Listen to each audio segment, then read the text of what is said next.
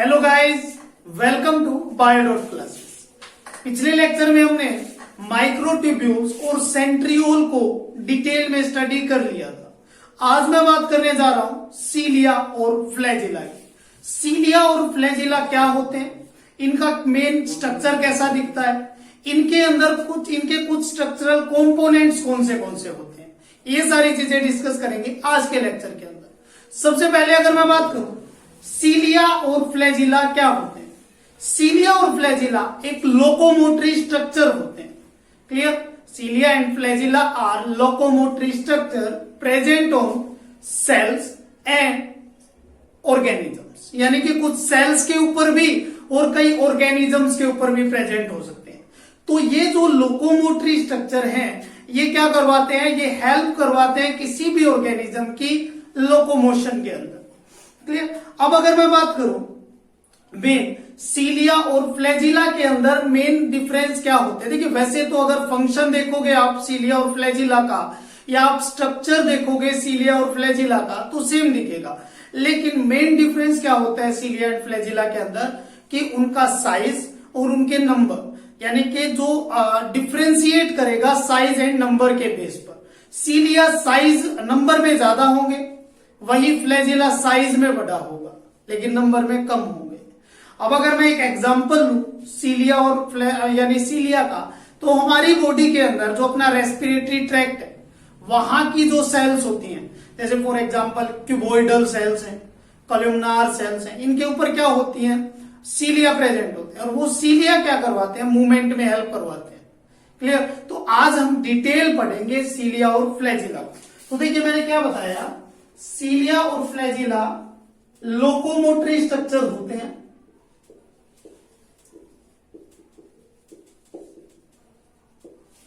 Clear? Present on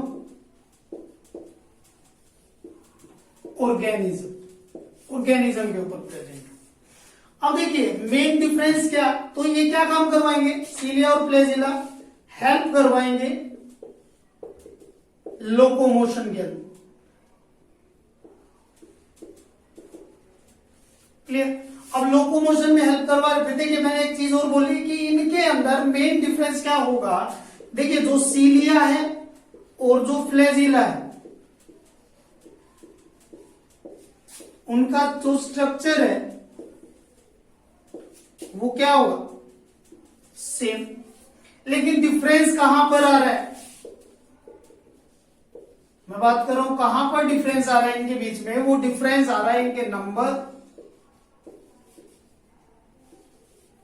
और इनके size के base.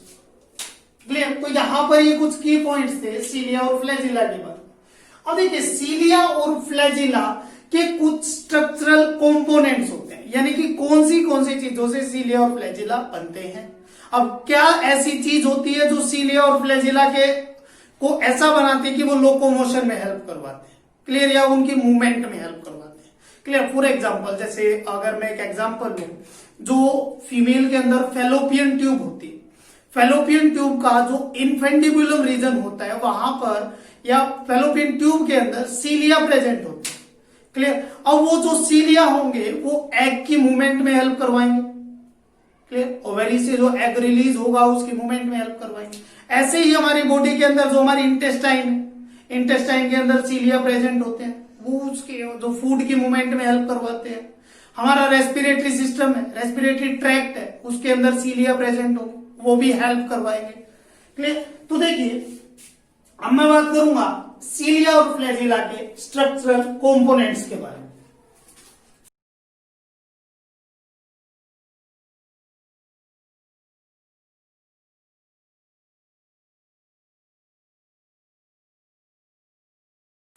First, basal bodies. Second, अगर मैं बात करूं बेसल प्लेट। और थर्ड अगर बात करें शाफ्ट। ये तीन मेन स्ट्रक्चरल कंपोनेंट्स होते हैं। अब ये देखिए, बेसल बॉडीज आप किसे बोलोगे, बेसल बॉडीज एक प्रोटीनेशियस स्ट्रक्चर होता है। क्लियर? ये क्या होगा, माइक्रोट्यूब्यूल्स बेस्ड ऑर्गेनलीज होती है। किसके ऊपर बेस्ड होगा? माइक्रोट्यूब्यूल्स के ऊपर बेस्ड होगा। अब देखिए मैं एक डायग्राम के साथ समझते हैं इसी को। जैसे मानो कि ये एक सेल है, ये क्या है? एक सेल है। अब इस सेल के अंदर यहां पर एक स्ट्रक्चर है जिसको बोल दिया गया क्या? Basal bodies. क्लियर? इसको बेसल बॉडीज बोल दिया। अब मैं बोल रहा हूं कि इसकी प्लाज्मा मेम्ब्रेन जो है, clear, the plasma membrane of cell get extended, extend कर जाएगी और एक्सटेंड कर क्या करेगी? देखिए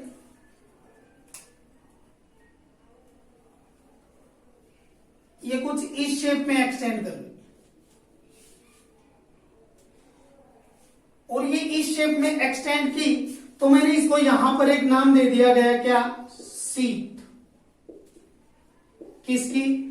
प्लाज्मा मेम्ब्रेन बनी हुई है, प्लाज्मा मेम्ब्रेन से बनी। अब फिर देखिए क्या होगा, यहां पर एक और स्ट्रक्चर दिखेगा आपको जिसको आप क्या बोलोगे? Cell plate.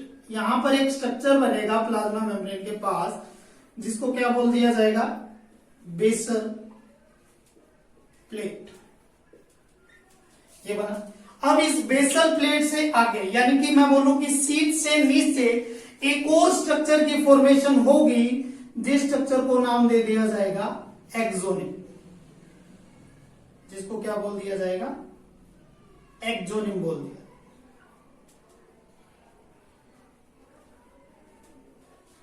क्लियर?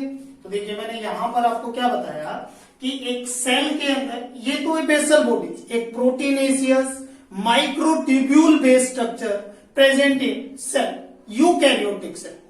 क्लियर? अब इससे क्या होगा? इस सेल की प्लाज्मा मेम्ब्रेन एक्सटेंड कर जाएगी और उस एक्सटेंड पार्ट को क्या बोल दिया आपने? सीट बोल दिया। अब यहां पर क्या होगा? देखिए इस सीट के नीचे एक स्ट्रक्चर अराइज होगा जिसको एक्सोनिम बोल दिया। अब मैं बात करूं, देखिए ये जो बेसल बॉडीज है यहां पर क्या होगी? अगर आप इसको देखोगे तो इसके अंदर माइक्रोट्यूब्यूल्स होंगे, 9 माइक्रोट्यूब्यूल्स तो पेरिफेरी पर होंगे और सेंटर में 0 माइक्रोट्यूब्यूल्स, यानी कोई भी माइक्रोट्यूब्यूल्स नहीं होगा। तो अगर आप बेसल बॉडीज की बात करते हो तो बेसल बॉडीज के अंदर 9+0 अरेंजमेंट होती है। 9+0 अरेंजमेंट का मतलब क्या है? 9 माइक्रोट्यूब्यूल्स तो पेरिफेरी रीजन पर होंगे। क्लियर? जैसा स्ट्रक्चर हमने पिछले लेक्चर में, यानी जब सेंट्रियोल का कार्ट एंड व्हील शेप का जो स्ट्रक्चर पढ़ रहे थे उसके अंदर पढ़ी थी 9+0 अरेंजमेंट, यानी कि 9 माइक्रोट्यूब्यूल्स पेरिफेरी पर, सेंटर में एक हब प्रेजेंट था। ये चीज क्लियर हुई थी। अब वही बात कर रहा हूं कि बेसल बॉडीज के अंदर तो 9+0 की अरेंजमेंट है। तो ये तो था बेसल बॉडीज के बारे में। अब मैं बात करूंगा किसके बारे में? बेसल प्लेट के बारे में। अब जो बेसल प्लेट होती है, बेसल प्लेट के अंदर ट्रिपलेट फाइब्रिल्स होते हैं। क्या होंगे? Triplet fibrils. अब जो ये ट्रिपलेट फाइब्रिल्स हैं, ये ट्रिपलेट फाइब्रिल्स क्या हो जाएंगे? कन्वर्ट हो जाएंगे, कन्वर्ट इन डबलेट फाइब्रिल्स। किसमें कन्वर्ट हो जाएंगे? डबलेट फाइब्रिल्स के अंदर। और जो डबलेट फाइब्रिल्स बनेंगे, देखिए उसके अंदर क्या होगा? एक तो फाइब्रिल यानी माइक्रोट्यूब्यूल ए, क्लियर,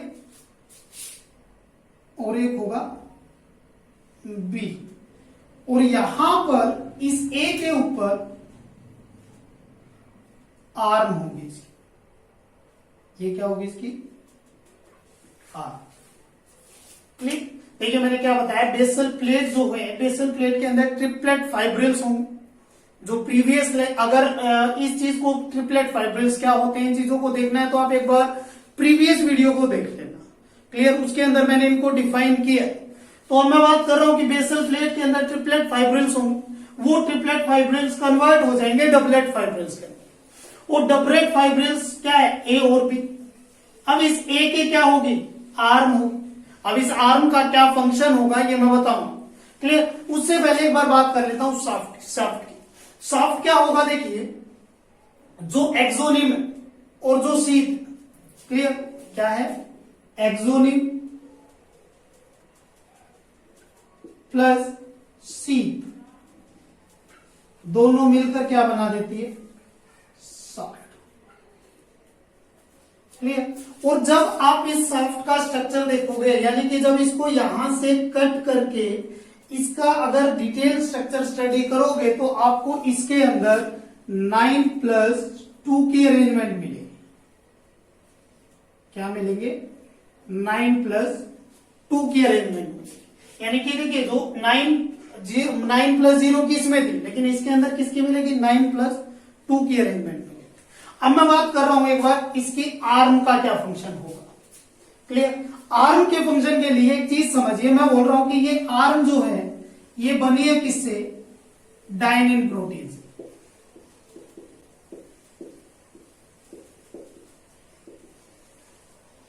ये बनी है किससे, डायनिन प्रोटीन से। अब डायनिन प्रोटीन्स के पास क्या होगी, समझिए, एटीपीएज एक्टिविटी होगी।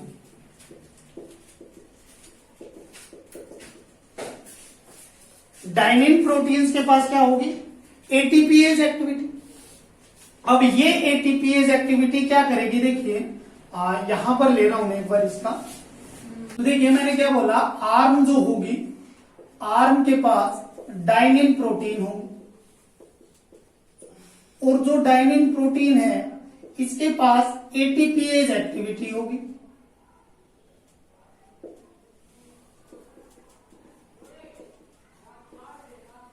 और ये एटीपीएज एक्टिविटी क्या करेगी, देखिए एटीपी को ब्रेक करेगी,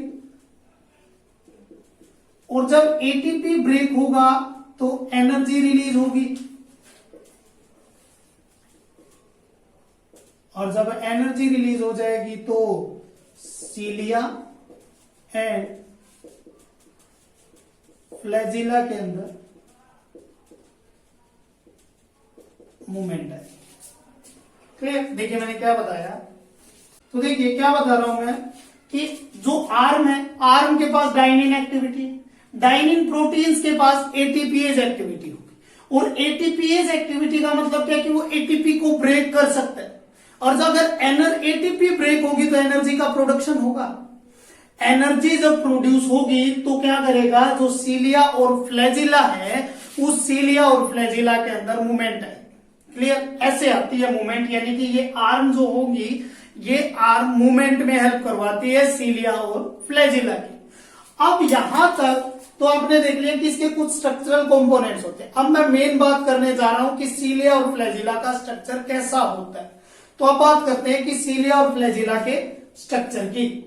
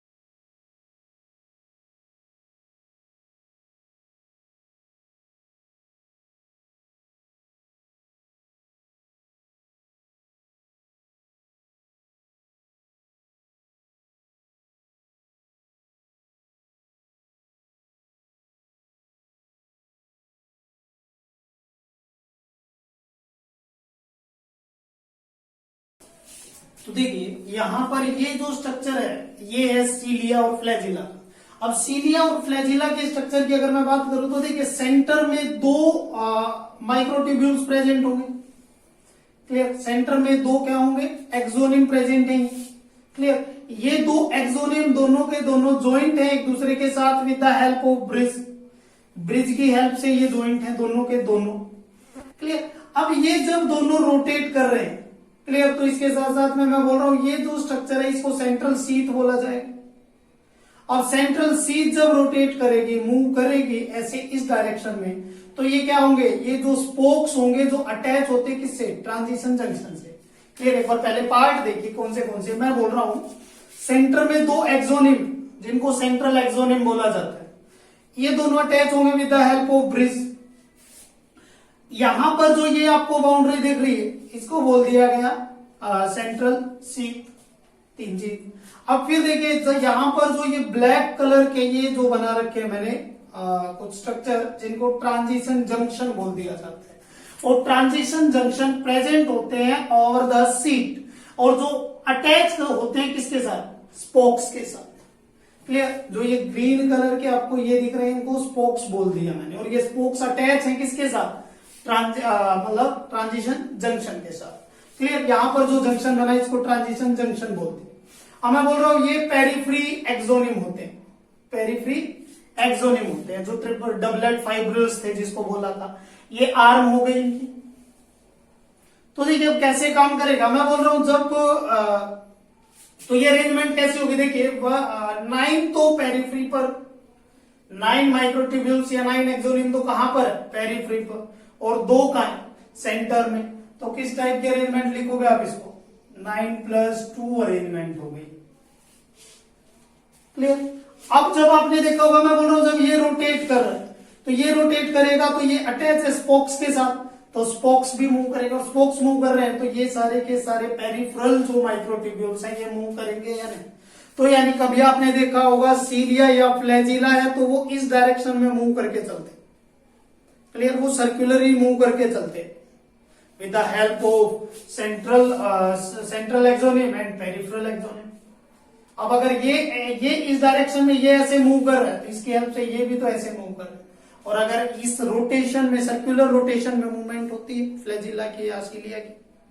क्लियर, जैसे फॉर एग्जांपल स्पर्म की जो टेल होती है, स्पर्म की टेल यानी फ्लैजिलरी मूवमेंट करता है स्पर्म, तो उसकी टेल के ऊपर फ्लैजिला प्रेजेंट होता है, और उस फ्लैजिला की मूवमेंट भी कैसे होती है, सर्कुलर डायरेक्शन में मूव करता चलता है।